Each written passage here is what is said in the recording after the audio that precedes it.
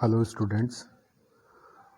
Today our topic is tidal power, which also comes under the category of the alternative fossil fuels. Okay.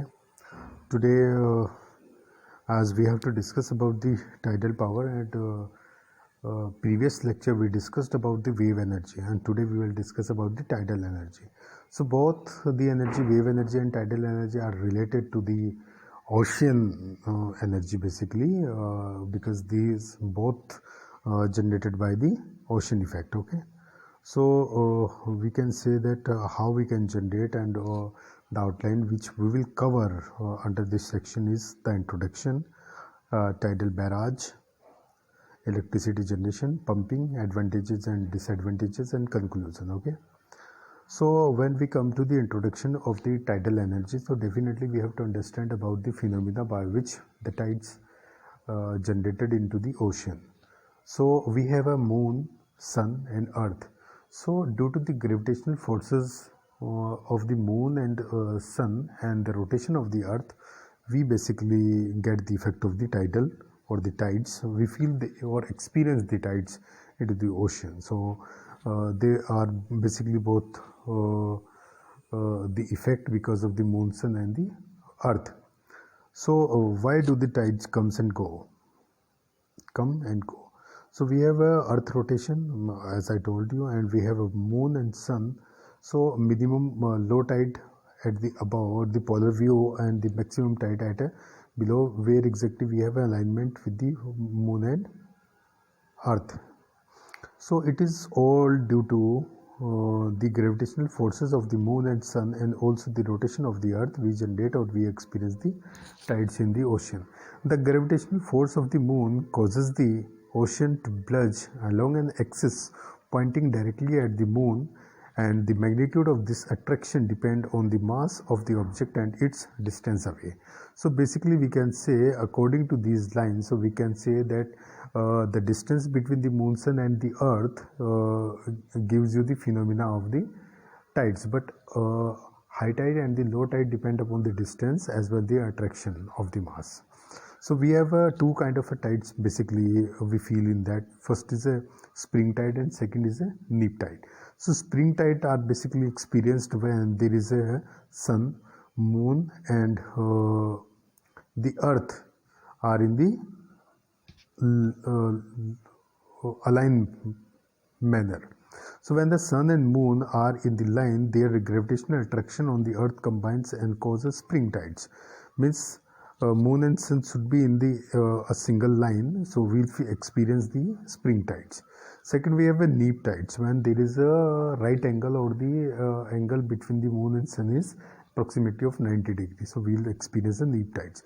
When there are the position in 90 degree from each other, their gravitational attraction each pulls water in different directions, causing a neap tides. Okay. Second, we have a tidal barrage. Tidal barrage is basically the wall of the concrete by which we are stopping the flow of the water, and on the coastal area we basically and the main aim is to stop the flow of the water so that we can experience a huge force of the tides. So barrage is built across an estuary or the bay that experience an adequate tidal range. So estuary is basically the अगर मैं हिंदी में बात करूँ तो estuary का मतलब होता है मुहाना और या बे उसका जो किनारा होता है. The barrage blocks the incoming and outgoing tides of the coastal basin basically. The water trapped within the basin create a hydrostatic head. So electricity generation, which is a really a good phenomena by which we get the electricity. So how we can generate the electricity with the help of the tides? So the basic phenomena or the basic principle behind electricity generation from all these alternative fossil fuels is basically to rotate the turbine, and turbine shaft is connected to the generator, and generator mechanical force is converted into the electricity or electric force. Then definitely we experience a electricity generation experience there. Okay.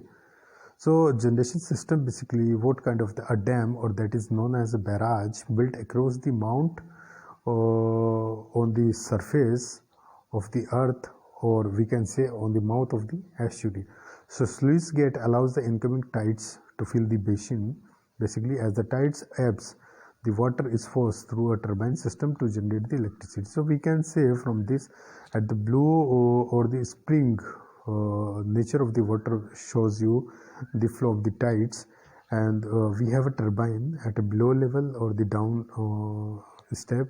Then we have a barrage. In barrage we can say that we have a 2 sluice gate. Basically, जब हमारा पानी basin के अंदर पूरा भर जाएगा तो we will close this sluice gate and turbine will move. And when it comes out from this, because the sea level we have to maintain.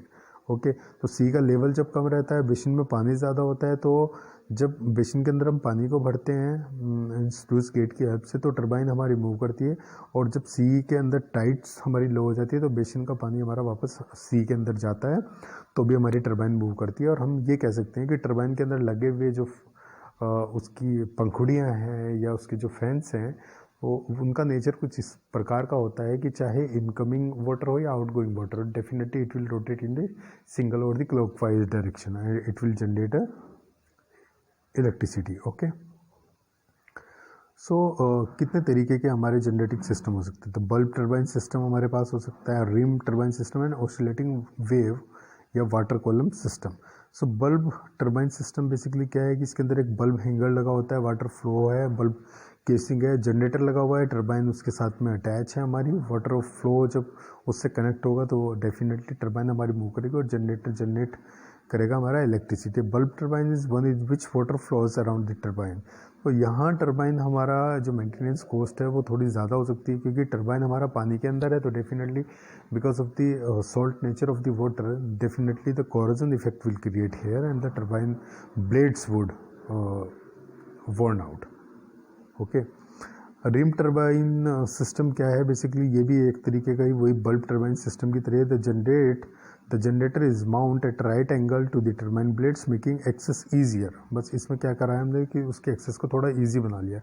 The most important oscillating wave और the water column system is basically the most important which you have seen number of times there. So incoming waves force air up column to turn the turbines, outgoing waves suck air down to column to turn the turbine.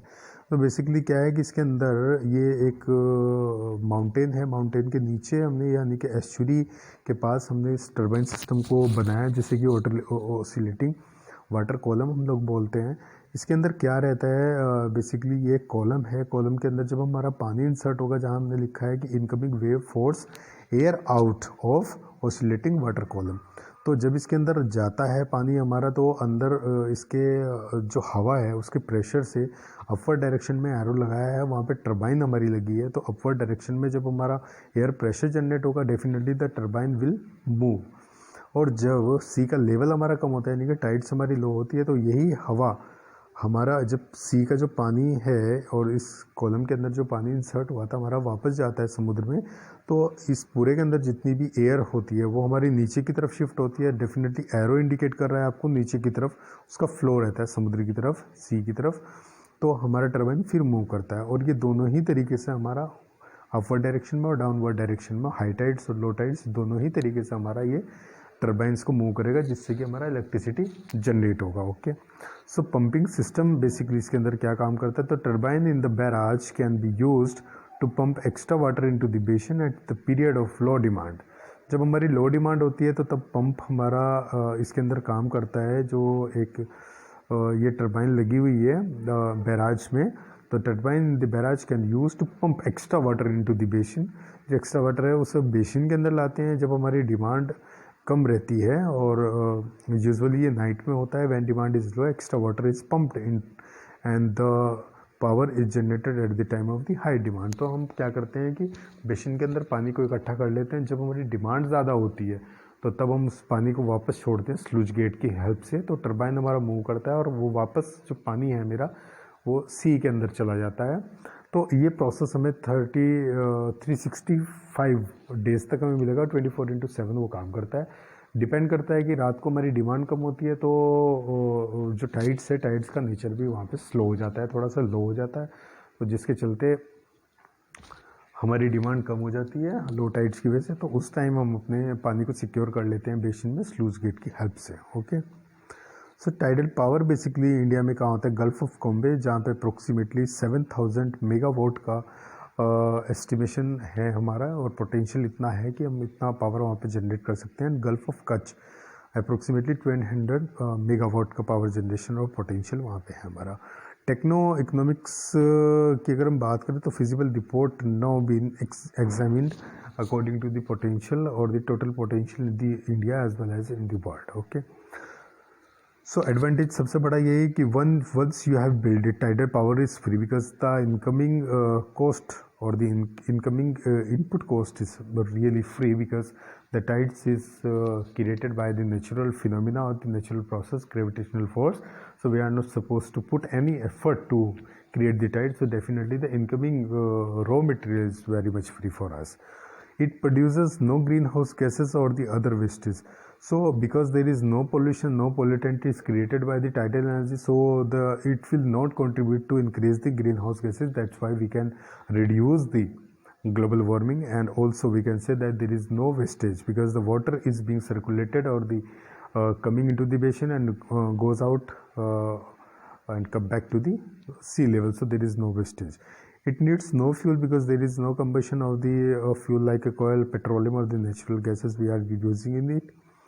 Not expensive to maintenance. If the turbine is not into the water, then definitely the maintenance cost is too low. So we can say if the turbine, we mount the turbine above the sea level or at a particular portion where exactly it is not being in contact with the water, so corrosion effect because of the salty water is being reduced. So we can say that there is no maintenance cost is so high. Okay, so that's why we have to choose the oscillating water column technique to produce the tidal energy basically. So permits the simultaneous use of the dam for a road or the rail load. Even the good advantage is that where exactly you mount or put the barrage, so the barrage, above portion of the barrage you can use for the road or the transportation facility. Even you can make a railroad over there. Okay, so previously a non-polluting and inexhaustible supply of energy. So as previously I told you that it's a non-polluting, so definitely it will provide you the non-polluting energy sources, and it's an inexhaustible supply of the energy because 24/7 it will give you the power supply.